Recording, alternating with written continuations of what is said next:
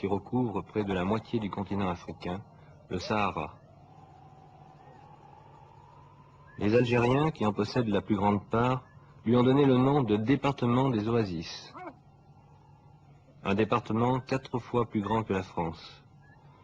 Au-delà des dunes, vers le midi, écrivait un auteur de l'Antiquité, une terre sans eau, sans animaux, sans pluie, sans bois.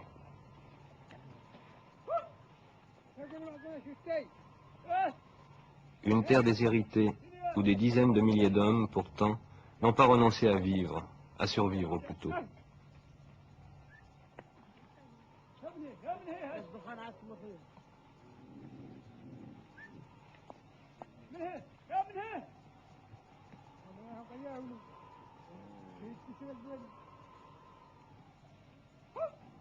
En plein désert, au sud de Tougourt, et c'est avec lui que nous sommes allés à la rencontre de son pays.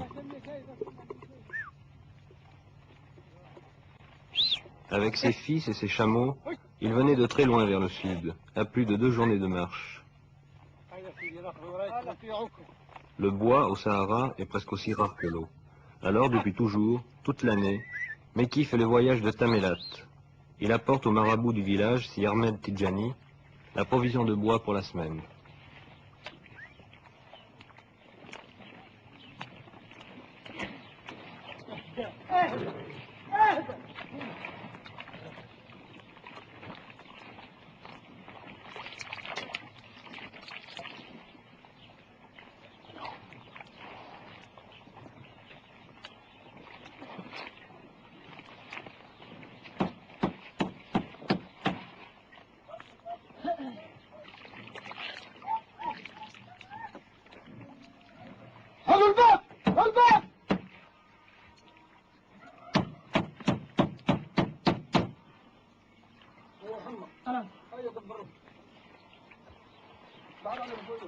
Le vieux nomade ne passera qu'une nuit au village.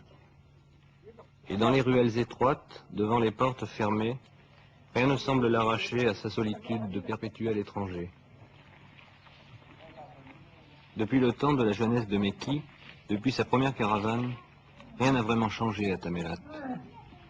Nous nous demandions cet après-midi-là si la vieille Zaouïa n'allait pas préserver son secret aussi farouchement que les femmes sans visage qui la hantent. C'était l'heure de la promenade quotidienne du marabout. Parmi ces hommes et ces femmes, très pieusement soumis à la religion, il est l'homme de Dieu, le porteur de la sagesse du prophète, de sa parole.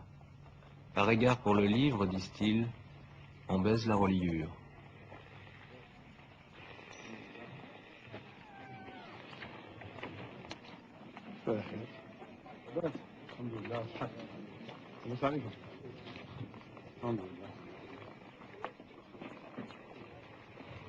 C'est un homme très généreux, c'est un homme très religieux, un homme qui sait comment vivre, c'est un homme sérieux. Et il apprend aux autres à vivre comme Il apprend aux autres à vivre, il leur donne des conseils de quoi vivre. Ce bien, c'est que c'est un homme qui pense bien, qui pense bien et qui a toujours raison. Obligatoirement. Obligatoirement, il a raison. Il ne peut rien dire. L'administration coloniale abrita autrefois son pouvoir derrière l'autorité sans partage des marabouts sahariens. Beaucoup furent même assassinés par les patriotes algériens venus du Nord. Le marabout de Tamelat a su habilement traverser cette époque troublée. Il n'est plus bien sûr le chef officiel de la cité, mais son neveu est le représentant élu de Tamelat à l'Assemblée populaire.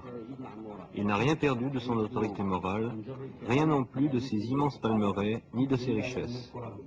Dans le secret de la Zaouïa, il conserve aussi de précieux manuscrits. 2 vieux historiens envoyés par le gouvernement d'Alger à la recherche du passé de leur pays venaient d'arriver à Tamelat.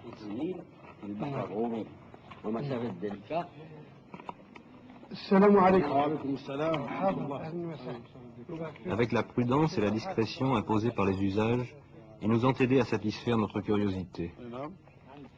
Surtout une personnalité spirituelle. Il y a l'autorité administrative, mais il y a l'autorité religieuse et spirituelle. Et En même temps, le marabout sert de conciliateur, il est l'ami de tout le monde. Ouais. Est-ce que monsieur a eu des esclaves autrefois? يعني في زمن قديم هل كان لكم عبيد؟ كما كان في الدنيا كلها كان Oui, au moment où l'esclavage était répandu dans le monde entier, mais actuellement c'est la même chose.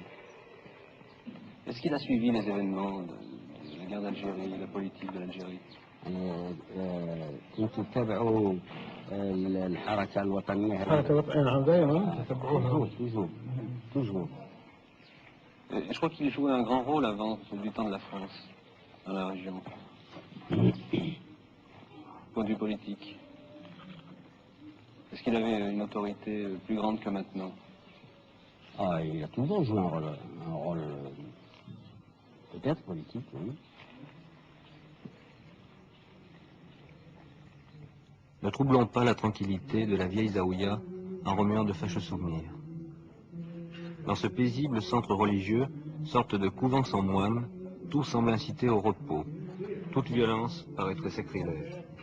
Les voyageurs, les pèlerins, peuvent séjourner ici le temps qu'ils veulent.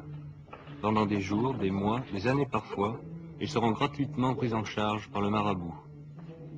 Les pauvres de la communauté sont eux aussi placés sous sa protection. Il n'y a pas de mendiants à Tamélat. Dans cette petite cité qui ressemblerait à une grande maison dont les ruelles seraient les corridors, l'ordre patriarcal du marabout régnera longtemps encore.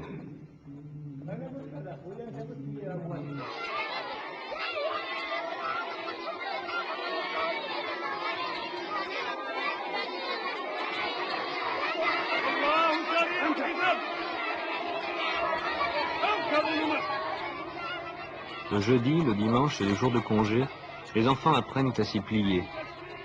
Pendant des heures, sous le regard vigilant du Taleb, on rabâche un verset du Coran copié sur l'ardoise en bois. On récite,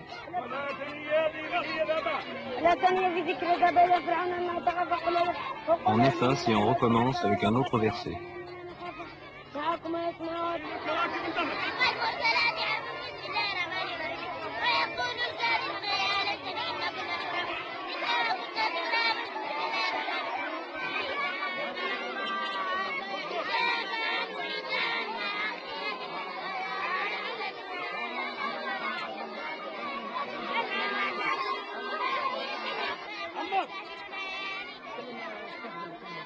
يا شيخ اقرا بصوتك اقرا وارد عليه يلا بصوت اقرا. Et puis, il y a ceux qui viennent réviser.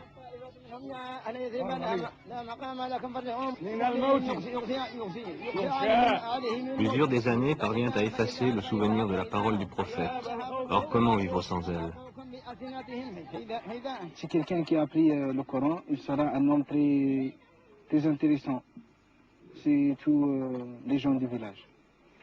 Il sera un homme très intelligent, un homme qui sera très, très bon chez tous les gens du village. Après Hassim et Saoud, c'était plus au sud, Edgelé, où les compagnies portées de la Légion étrangère, les techniciens et les ouvriers de la base lui faisaient accueil.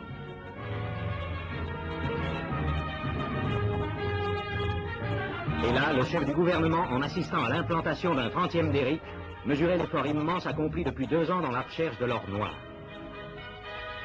Togourt, enfin capitale du désert, attendait le général. Ce fut l'accueil d'une foule enthousiaste, exubérante, criant à la fois sa satisfaction et son espérance.